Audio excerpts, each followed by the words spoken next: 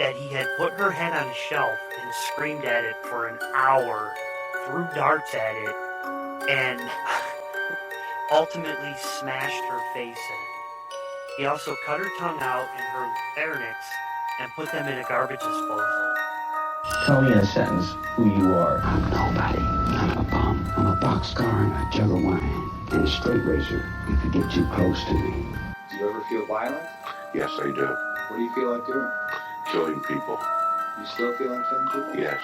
Describe the feeling that you get when you feel like killing people. Well, last March 11th, I was hallucinating, and I took a razor blade and I cut a man's throat. Here in the hospital? Here in the hospital. Do you think it would have made you? Yes. That's gruesome, Jeff. That's horrible. Yes, it is. And you don't blame me if I say I hope you never get out of this place. I hope I never do either.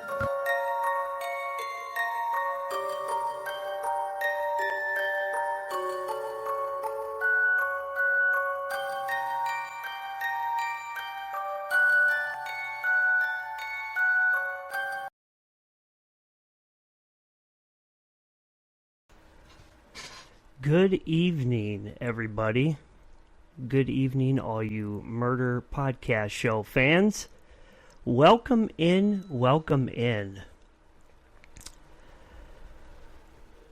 I am your host of the Murder Podcast Show, also known as... I am the architect. That's right, I am the architect. That's right, I created my own sound clip. And alongside of me tonight is a room of emptiness. That's right, you guys may notice, looks a little different tonight. Criminology Chris and Classroom Jackie had sent me a message a little bit ago. They are not feeling well tonight. But Classroom Jackie said she will be in the chat. So that's all right, though. The show must go on. Welcome in. Classroom Jackie, Unsafe Snuggie, hello. I would wave, but my camera would probably turn towards me. Cake Maker, hello, welcome in. Tonight's going to be a good episode. I been doing my research with it, and I actually saw Netflix has a movie with it too, called The Women of Our, and it is a really, really good movie. But first of all, we will start out with our sponsor. We have Crafty Corner by Laura. Laura makes a wide selection of handmade crochet plushies, both cute and creepy, animals, pop culture, fantasy, anime, and horror. They also specialize in custom orders like the one that we have up in front of my monitor there. Voodoo Doll that she made for us and sent to us. You can follow them on good old Instagram at the.crafty.corner.by.Laura. That's right, as I always say, there's 3 dots in there. Figure out where they go. Also, gain some more subscribers. Numbers are climbing. I don't know. I will ask Classroom Jackie here, since she's in the chat, if she wants to do her 1 minute murder or not. I don't want to throw her on the spot, but we will see if she would like to give us numbers on those. It doesn't matter, though. You don't have to. I get it if you're not feeling well and stuff, but anyways, we gained some more subscribers. YouTube, we are climbing and climbing. We're at 174 now, so it's awesome. We're still consecutively climbing at least, I'd say, 2 to 3 every day. So, okay. Facebook is at 117. That's awesome. TikTok, I know, is still climbing as well.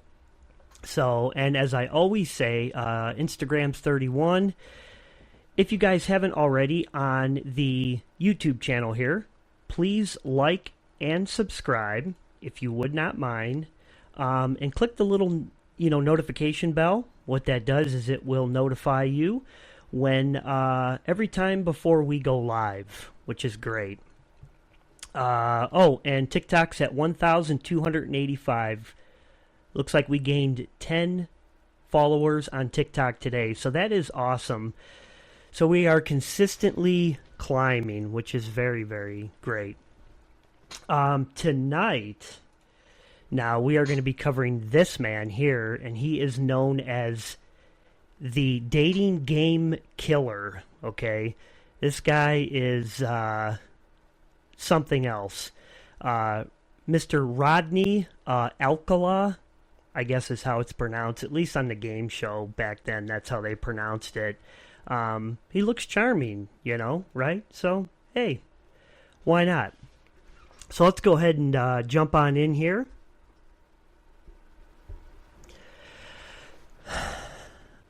Oh, our Idaho 4 trailers hit 14,000 views. That's awesome. That was a huge one. Streaming numbers, we hit a lot with that. We are almost now, since the show has started about 6 months ago, we are almost at a total of 2,000 streams on the platforms. That does not include YouTube here. That's just on Spotify, Apple Podcasts. Apple Podcasts seems to be our highest streaming platform right now at the moment. So that is great. Anyways, jumping in here. So the lights are bright. Audience is laughing, the music's upbeat. That unmistakable 1970s game show jingle, and then he walks out. Bachelor number 1. A photographer, a charmer, a man with a smile that seems just a little too confident. And Rodney Alcala is his name. What no one knew, not the producers, not the contestants, not the millions watching at home, was that this man was already a serial predator. He was already a killer, and he was already leaving behind a trail of victims. Stressing? Wow. Hey, there's no horn tonight. Yes. No horn. So I can mess up as much as I want. Victims stretching across the country. Tonight we're going to peel back the layers of one of the most disturbing double lives in American criminal history. A man who hid behind charm and a camera lens. A man who stepped into the spotlight while carrying the darkest of secrets. So this is the dating game killer. Alright, so this guy was a photographer. A lot of times he went out at night. He was always taking pictures. Might help if I silence my phone. Anyways, he was always taking pictures, and he was always leering in, whatever, women to take pictures with them. And he would tell them things like, oh, you kind of have a look like so-and-so, like this, actress and stuff, to kind of gain their confidence. And then he would take them off and he would take pictures. Sometimes he'd go back to his place, or he'd take them to by the beach or something, and he would take pictures and then work his way up from there. So Rodrigo Alcala was born in San Antonio, Texas in 1943. His family was a Mexican-American Catholic, a household built on structure. But when Rodney was 8, his father uprooted the family and they moved to Mexico. 3 years later, the same father walked out, abandoning the whole entire family. Psychologists often point to the childhood abandonment as a formative trauma. especially in children predisposed to, anti-social traits. For Rodney, it became the first fracture in a personality that would later splinter into something far more dangerous. His mother moved the children to L.A., hoping for stability. But out there in the 1950s was a place for reinvention,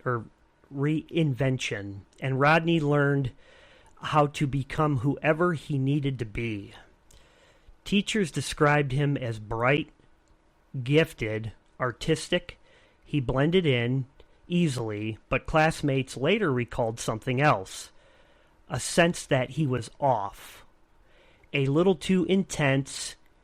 He was always trying to, impress, and he was a little too good at pretending. At 17, he enlisted in the Army, which we've covered quite a few killers, and a lot of them come from a military, background. So honestly, when I found that out, I was like, oh wow, because we've covered quite a few that all come from that. He trained as a clerk, quiet administrative work, but in 1964, he went off the rails. He was found wandering. He was later diagnosed with antisocial personality traits and narcissistic tendencies. He was discharged and once again reinvented himself. So now we're going to move into when he was taking pictures and going into his first attack. Back in California, Rodney enrolled at UCLA School of Fine Arts. He carried camera with him everywhere. But it was also his tool of manipulation.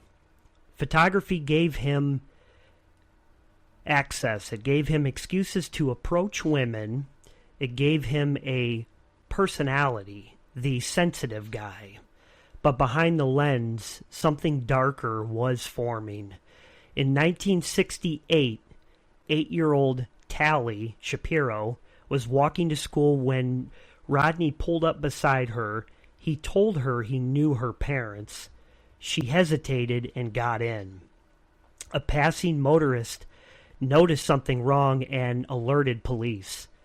Inside Rodney's apartment, officers found Tally brutally assaulted, barely alive. Rodney escaped out the back. This was the moment his double life became undeniable. So he seemed charming on the outside, He's like, hey, I take these pictures, I could take some good ones for you. I won't charge nothing.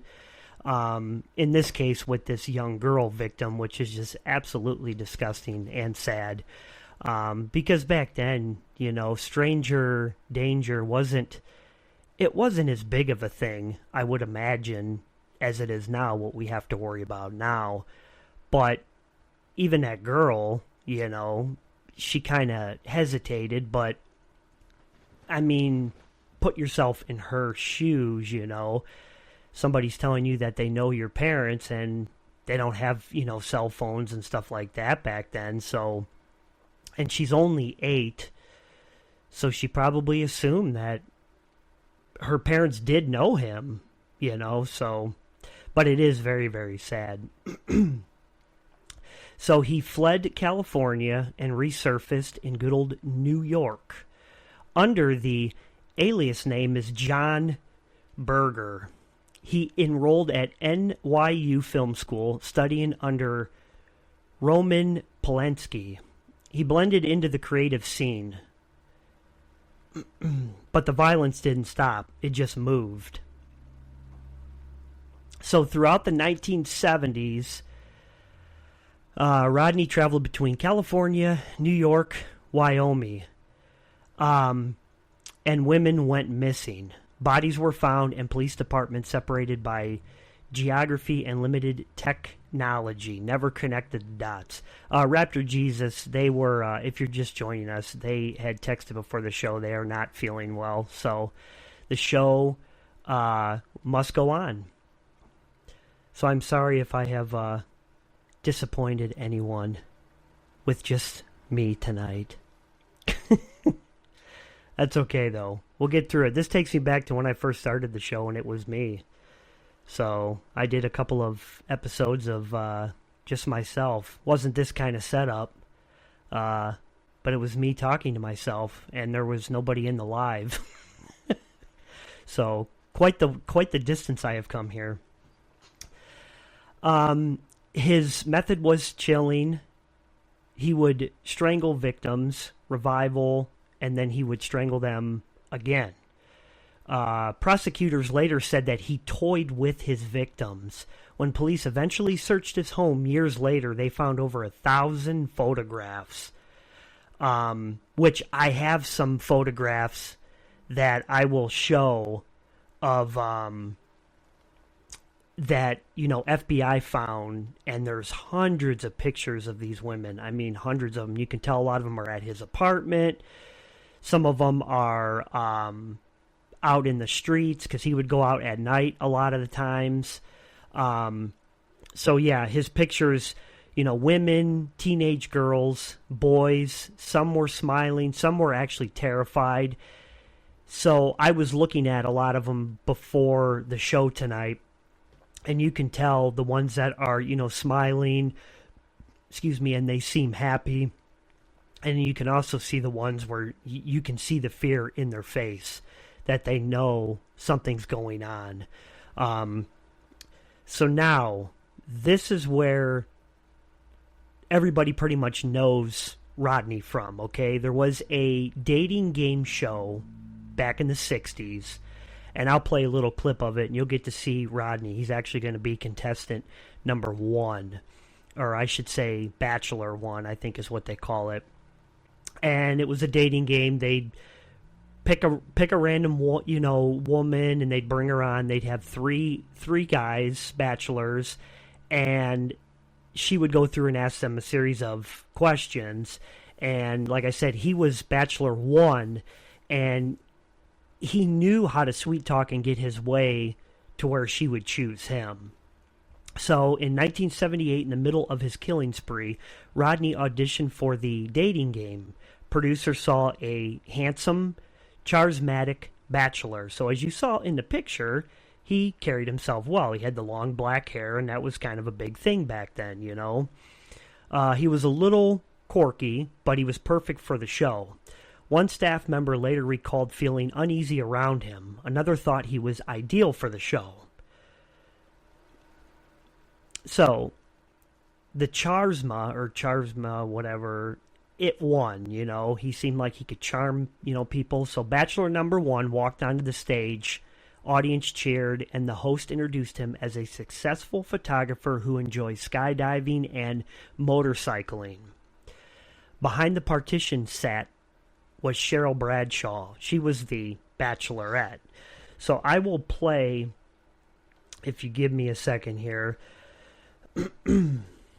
I will bring up a short clip that I do have here. Give me 1 minute. Because I am doing this by myself. So it's not like I can say, hey, somebody kill time. So in this clip, you will see him, they'll call him out here. So I will go ahead and play this for you right now. Here we go. Good luck, gentlemen. Well, let's see. Bachelor number 1 is a successful photographer who got his start when his father found him in the dark room at the age of 13, fully developed. Between takes, he might find him skydiving or motorcycling. Please welcome Rodney Alcala. Rod, welcome. Next, we welcome to this very stage a confirmed bachelor who believes in life, liberty, and the happiness of pursuit. He is an actor, a snorkel buff, and he's from New York, New York, Jed Mills. Jed, good luck to you. And bachelor number 3 first became interested in acting when at 7 he played... So you can see there he was bachelor number 1, and, you know, camera panned on him, and you could tell he was a decent-looking guy. Like I said, he had that long black hair, and he was what a lot of women back then really wanted. But it's his responses that he knew how to word his response to her questions that really got her to choose him. So she asked him playful questions. He answered with confidence, and the crowd loved him, and Cheryl chose him. But what happened next is one of the most chilling parts of his story, okay? So, on stage, he was charming, funny. Audience loved him, but backstage something changed. He was cold, and he was off. I remember telling the producers, I can't go out with this guy, something's wrong. Cheryl refused the date, a decision that may have saved her life. Bachelor number 2, he was quiet backstage, intense, not shy, just wrong. When I found out who he was, it all made sense. So these are what the bachelors were saying about Rodney behind stage. Prosecutors later said his appearance on the show was pure narcissism. He believed he was untouchable, invisible, smarter than everyone else. And for a while, he was. So, in June of 1979, 12-year-old Robin Samso disappeared on her way to ballet class. Witnesses described a man with a camera approaching her and a friend. 2 weeks later, her remains were found in the, God, I'm going to butcher this, thank God there ain't no damn horn, San Gabriel Mountains. Sure, sounds good. Police zeroed in on Rodney. During the search of his home, detectives found the photo collection, hundreds of unidentified women and children. Rodney was arrested, and at this time, he didn't escape. So I will show you here, I've got some pictures that I was telling you before that of course I took them down. See, I'm on a roll here. Doing great. I do have a bunch of pictures. I just have to get to them here. Here is one of when he was arrested. And you can see, look at the big difference in him, because he is old as hell here. But look at the big difference in him. Let me zoom in for you here. But yeah, big difference. This was when he was in court. And you see him here and you're like, holy shit, who the hell would go for that? But doesn't quite have the long black hair there in that picture, as you can tell. He kind of looks like Howard Stern. That's kind of what he looks like there. He's like a gray-haired version of, Howard Stern. So, anyways. Oh, yeah, the game show host looks behind. Yeah, he looks great behind me. Listen, all right? There we go. Got a lot going on over here, okay? Yeah, lackadaisy, yikes is right. Actually, I was thinking same. Is Howard, yeah, right, unsafe? That's what he kind of looks like. I wonder if he's his dad, I'm going to have to look into this now. But if I can get these pictures up, give me 1 second here. Because I had, there we go. I had a bunch of them. It's the pictures here that the FBI had. Here we go. These are all different secret photos here, and what I'll do is I'll bring these up. They're on a site here, so I will bring them up. Just give me 1 second here. I think I'm going to need more monitors. I think that's what this is all reverting to. I just don't think 4 monitors is enough. I think I'm going to end up having to go to, like, I don't know, maybe 6 monitors or something? Yeah, it sounds like a good idea. So anyways, give it a second to come up on your screen. And here is the first woman here. It's an unidentified woman from his photo. Here is, and I having a hard time, so I will scroll down, and right there is an unidentified woman in a image there, and there's 2 of them. So he had 2 of them right there, and it looks like they were probably at his apartment, because it looks like it's in a dark room where you used to, process photos back then. Here's another one. I don't know what you guys think. The look on this one, I mean, it kind of looks at first like she's trying to be serious, like she's in deep thought. But it almost looks like, too, like she's kind of terrified a little bit. I don't know. That's what I get. I get multiple things from that picture. And there goes the camera. Anyways, this one here, which I'm not quite sure what's going on here in this picture. She's in a white dress, and I don't know what's going on there, but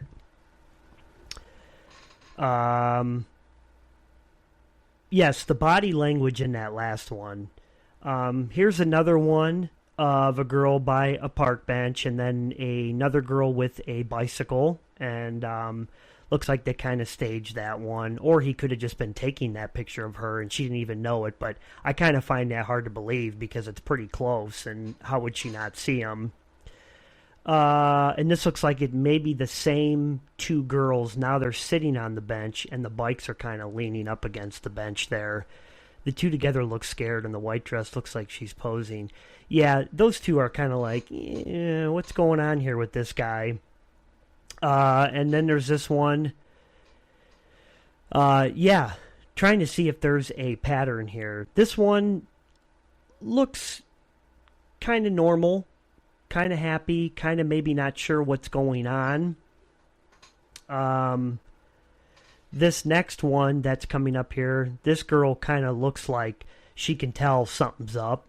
It looks like it's out by like a lake or something. These are unidentified here, these first several. Some of them they said they actually knew who the person was. This one here, I don't know. This next one too, this girl kind of has a look on her face like she thinks something's up. I'm kind of seeing a pattern here too. That one there kind of is 50-50. It looks like she wants to have somewhat of a smile, but yet she's scared at the same time. And this next one's really sad and disgusting, because this poor little girl just has no clue, and that breaks my heart right there. That is just absolutely sad, and you can tell that little girl just has no clue what's going on, And this next one, this will be the last one I show. This one's really sad and sick, sickening too as well, and just horrible. So how anybody can, do that is beyond me. But anyways, I will cut back. And so, yeah, you can kind of see a pattern there as far as, I don't know. It's just, they all look very scared, nervous. Some of them look like they want to smile. Some of them look like they're not sure. But you can tell a few of them definitely look frightened and, afraid. Definitely. So, moving on to his trial, DNA and the long shadow here. Rodney's legal battles stretched across decades. He was convicted, retried, and convicted again. DNA linked him to murders in New York, Wyoming, and California. Each new case revealed the same pattern, okay? Charm, manipulation, cruelty. 3 things. They all had the same pattern. And yeah, lackadaisy, it's the vibe you have when you're near a creep. Yeah, and you know, I truly believe that, and it's crazy how even back then in like 60s, 70s and stuff, that people could sense that they were near a creep. Just like when he was on the game show, contestants had said that they got that feeling. Even Cheryl had that feeling too, and she turned down the date and was like, I'm not going on a date with him. So it's crazy how people could sense that back then, because nowadays you can really pick up on that. You can really pick up on that stuff now, because unfortunately we have crazy people everywhere in the world now. And there was a lot of them back then too. But yeah, it is kind of like you know, a sixth sense. Definitely. So he was one of the most sadistic killers we've ever seen. And yet he walked onto national TV like it was nothing. That's who he was, a performer, predator who believed he was smarter than everyone else. To this day, dozens of people in his photo collection remain unidentified, which, as you saw in a bunch of those that we just went through, they didn't know who any of those people were. And they said something, it was something ridiculous, like 100 and some, 200 and some, you know, photos. Investigators believe his true crime victim could be near over 100 people, which is just wild. I forget how many. I'm actually going to read some of this to you. So I got one of these. Every once in a while I can find on a good crime database that I use. And I'm going to read some of these to you guys. So these are his life events, okay? So as we said, he was born February 13th, 1941. And in 1942, Rodney's older sister, Marie Therese, was born. So kind of jumping ahead here. In 1968, he was hired as an arts and drama counselor at a summer camp in George Mills, New Hampshire. 1971, he graduated from NYU and began his 3rd summer working at the arts drama camp in George Mills. So he worked there for quite some time. 1971, so the same month, June of 1971, he began working as a photographer, primarily focusing on young women in Manhattan under the atlas of John Berger. In July 24th, same year, 1971, the body of Cornelia Michael Crilly, who was 23, was found in her apartment in Yorkville area in New York. In July 1971, after a meeting between the FBI and Detective Hodel, Rodney was added to the FBI's 10 most wanted fugitive list in attempt to locate him 3 years after the attack on victim number 1. So in the next month, in 1971, 2 George Mills campers recognized their counselor, John Rodney, on the FBI's 10 most wanted fugitive list while at the local post office.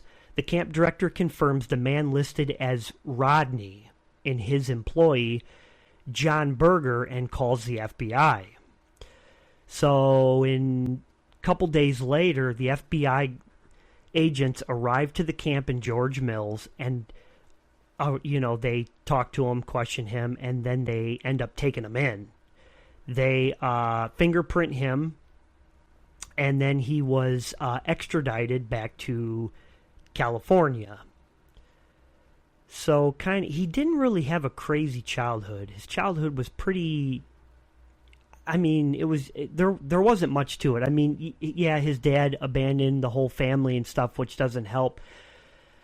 But he didn't grow up in childhood where he was like beaten like crazy or sexually abused or sexually molested. Anyway, things like that in a lot of these killers that we talk about. They kind of have that really messed up background there. So his background, other than his dad abandoning him, was not anything like really sick and twisted. Or like the one guy that we covered, Callinger, the shoemaker guy, where his mom ended up hitting him in the head 4 times, hammer, because that seems normal, I guess. So in 1977, December of 1977, jumping a few years, didn't even get hit on the head. Yeah, right. Jumping a few years ahead now, the body of Georgia, 27-year-old, was found in her apartment, Malibu, after she did not pick up a coworker as she did every shift. She had been sexually assaulted, strangled too as well. So in 1978, a year later, he spent a brief period of time in jail when marijuana was found in his home while being interviewed by the Hillside Strangler Task Force due to his classification as a sex offender. The Hillside Strangler, we covered him too as well. So that's pretty crazy there that that task force that worked on that case was talking with him too. In June of 1978, the body of an unidentified white woman, Jane Doe, was found in the laundry room in good old Chicago, Illinois. That's right, Chicago. Jumping ahead, there's another body in September 1978, Jane Doe, found in California, was identified as the missing woman, Charlotte Lamb. It's a different last name. So then we have September, the same month, 1978, was when he appeared on the dating game show. And in 1979, after spending the night together, Rodney drove victim 3 to a secluded area, took naked photos of her, then raped her. Victim 3 gained trust from Rodney by being as friendly as possible and then escaped when he went into a gas station bathroom. Yes, that was in the movie and it was crazy. He took her to this secluded spot, kind of like by the water and stuff, and overnight, and took these naked photos of her and raped her. And then the next day, she played it off to gain his trust, like, hey, I'm not going to tell anybody about this. Let's keep this between us. Do you want to go get something to eat? I love you and care about you and this and that. Gained his trust. And then they got in the car and he apologized and was like, I'm so sorry about all that last night, blah, blah, blah. Drove to this gas station. And then when he went in there, he went to go to the bathroom and she got her way out. Took off, ran down the street to a diner, and then ended up calling the police. So she got very, very lucky there too, along with Cheryl that was on the game by not going on the date with him. She got lucky too as well. And then in 1979, he gave his 2-week notice to the LA Times. So he worked for them for a little while. In June of 1979, a lot of this takes place when he was 36 years old. Photographed 17-year-old Monterey Park neighbor Linda, whose pictures are in his 2010 photo release and shows her pictures of naked women and children, claims to be a member of Mensa. Same month, same year, the body of Jill, who is 21-year-old, was found in her apartment in California. And same month, just a couple days later, 12-year-old Robin, white female, and her friend were approached by a curly-haired man asking to take their photographs. And then the same day, Dana, who was a 20-year-old firefighter, saw a strange dark-haired man dragging a young blonde female into the woods while she was driving to work, yet decided to keep her observation to herself. Now, how in the hell do you do that? I'm sorry, I don't care if it's the 60s, 70s, 80s, or now. You see this dark, strange-haired man dragging a young blonde female into the woods, and you just decide to keep the observation to yourself. I'm sorry, but I don't care who the hell you are. I'm calling and getting help. I just don't get who does that. Like, oh wow, look, that dark-haired man right there is... Clearly I can tell he's dragging a young blonde into the woods. Ah, that's normal. That's supposed to be happening. It's all good. I gotta get to work. Gotta fight them fires. That to me is just fucked up. Yeah, nothing to see here. So in a day later, forensic artist Marilyn Droz, she composed a sketch of the man last seen with Robin based off of Robin's friend's description of him. The same day, Rodney changed the carpet in his car, claiming he spilled gasoline on it. Where the hell do you come up with to change the carpet in your car? That's got to be a friggin' task, all right? I used to detail cars, okay? And there ain't no way in hell I'm pulling the carpet out of somebody's car and changing it. That takes a lot of work. Guy could have bought a steam cleaner, for Christ's sakes, but...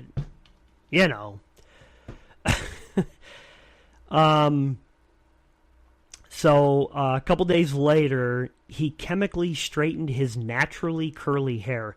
Now explain that to me. How do you chemically straighten your naturally curly hair? What kind of chemicals are you using for that? That is weird. I guess they didn't have straighteners back then, is what I'm assuming, in 1979. So you had to use some sort of chemical? I don't know. What do? Pour gasoline on it? What's detailing? Yeah, what's detailing? Exactly. Inside joke. But how do you chemically straighten your hair? Do you pour gas on it and light it on fire because the heat straightens it? Like, what do you do here? Please, somebody explain this to me. How the fuck do you chemically straighten your hair? Shit. I'm going to have to chemically straighten my beard. Unsafe, what do you think? You relax it, it's opposite of perm. So a perm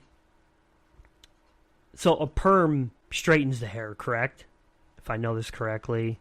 So you're relaxing it, it's the opposite of a perm. Right? No. Or a perm. I don't friggin' know. I don't know a lot of that shit. But yeah, that is some funny shit. So I'm trying to picture that. You gotta relax your hair. So to relax your hair, do you like lay your hair down on a pillow and kind of read like a bedtime story to it? Is that how you relax it? I'm not sure, Maybe lay it down and kind of say, "It's okay, it's bedtime." And then your hair gets relaxed and just straightens. Oh, no curl. So perm curls it. Okay. Relax means straight. Thank you. Thank you for my 5-minute segment here of trying to relax your hair and what the difference between straightening and a perm is. Oh, shit. I do not sell chemically straightened products on the side. So, in June 26, 1979, after comparing Rodney's mugshot and the composite sketch developed by Marilyn, oh my Lord, I'll explain it later. I can't. Please do, hon. So, anyways, that was when, after they compared the sketch and a picture of Rodney, they said, this is our person who we're looking for in the missing case, Robin Samos. One day later, after watching Rodney's episode of The Dating Game the night before, Detective Art, Marilyn's husband, sends someone to pick up a copy of that episode from Chuck Berry's Productions. Chuck Barris, not Barry. God, Chuck Berry, what are we, in the 60s here? I'm thinking of that singer. Let me jump ahead here just a little bit.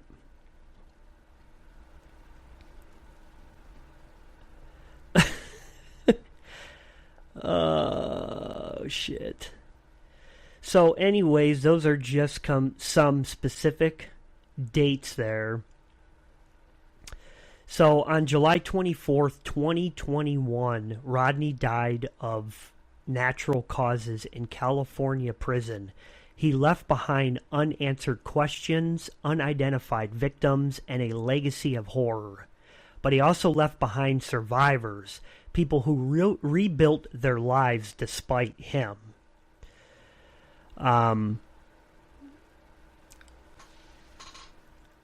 It's just crazy because he lived a double life.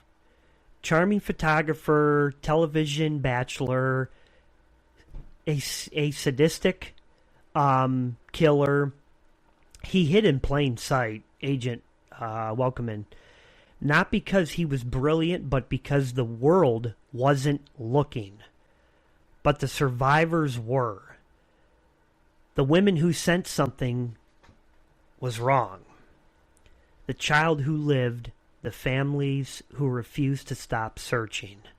Evil doesn't always lurk in the shadows. Sometimes it smiles for the camera.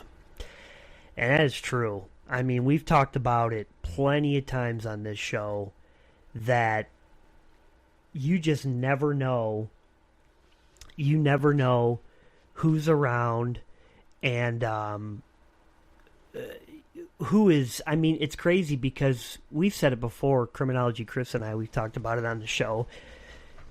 You're walking around and some of these people seem so charming when you're out in the world, and you never know. I mean, look at people so everybody works all different kinds of jobs and stuff, and you could be coming across the killer and you just never know it.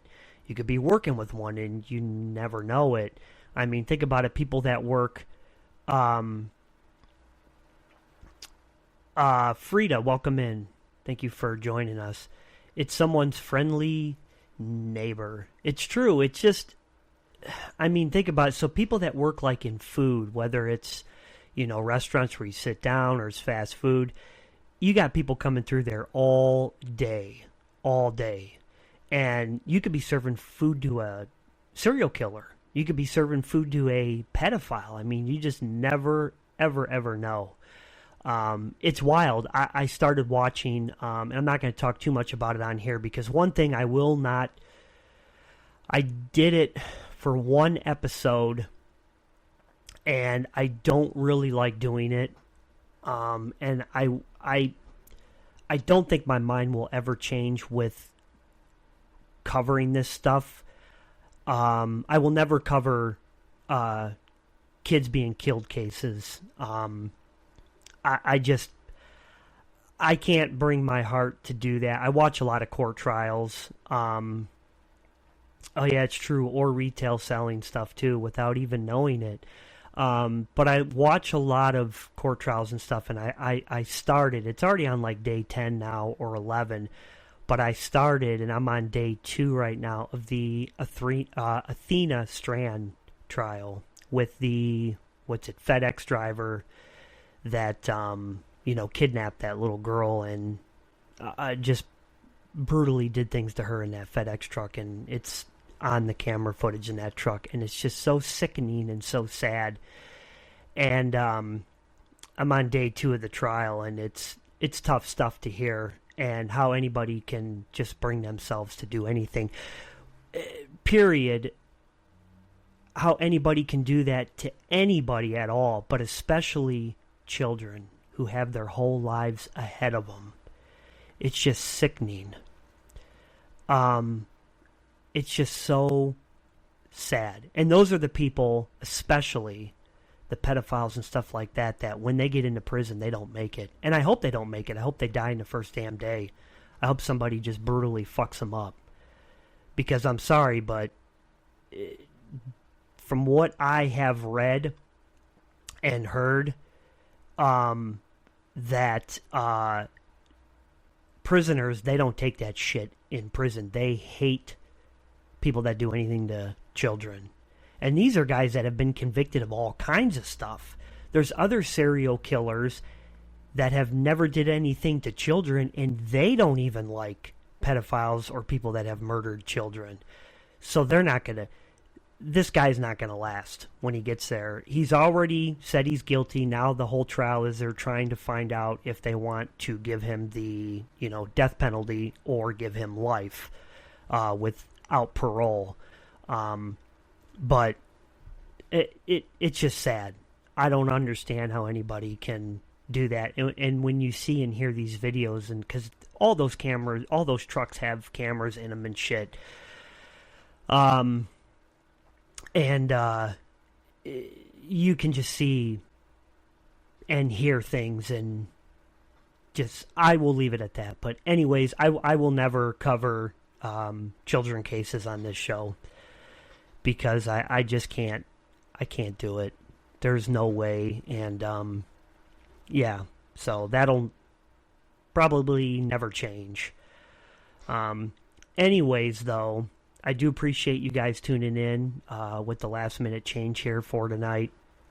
I do appreciate you guys tuning in and listening to me. Like I said, this takes me back to the first 2 episodes that I did on this show when I first started it.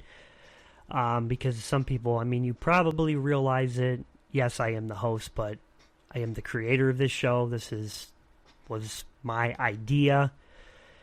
And I started it on my own. And it's not so much when you just talk to the television screen. It's different. But it is nice now to have a lot of people in the chat. Because back then, when I went live in my very first one, I either had one person in there or I had no one at all. And it was literally like talking to my computer screen. It was great. And then when I was done, I think my episode lasted me like 25 or 30 minutes or something, because I'm like, okay. And that was The Girl in the Leaves. I forget who that killer's name was now, but Ohio, I believe, is where it took place, though. But anyways, if you guys haven't yet, please follow us on social media platforms. We're getting a link tree put together. Our Discord will be on there. Join our Discord. We've had it set up for a little bit now, and we'd like to get a lot more people. So we will, when we can get the link tree up, we will post the Discord in there. Facebook, TikTok, YouTube. We're on all those, Murder Show 66, and of course all the streaming platforms too as well. Let's see, Apple Podcasts, Spotify, iHeart, and Deezer. I just uploaded us on there. Deezer is Deezer or SER, something like that, but it's another streaming one. And I just recently saw today, and I think Classroom Jackie mentioned it in the beginning, under a Google search, that some of the top most popular true crime podcasts that cover murder, and I was not expecting this. We were on that list in the Google when you search it, and we were number 6. So I'm totally shocked by that at all. I I never expected it to get where it's at today. So we can't thank you guys enough for everything that you do. Keep sharing it. Keep liking it. Subscribe. Click the notification bell, and we do appreciate it. Chris and Jackie will be back next week, and we will be covering the Gabby Petito case. So that will be a interesting case, definitely. Other than that, though, we'll see you guys back here next week. Yes, the praying hands. Throw them up, or the whatever. I always think it's praying hands, and I don't know why. I don't know. But I got to get out of here. Unsafe's got to explain to me the difference between a perm and straightening chemically, so that's going to be quite the conversation. Other than all that, you guys have a rest of a good weekend, and we will see you back here. Same crime time, same crime place. Good night, everyone.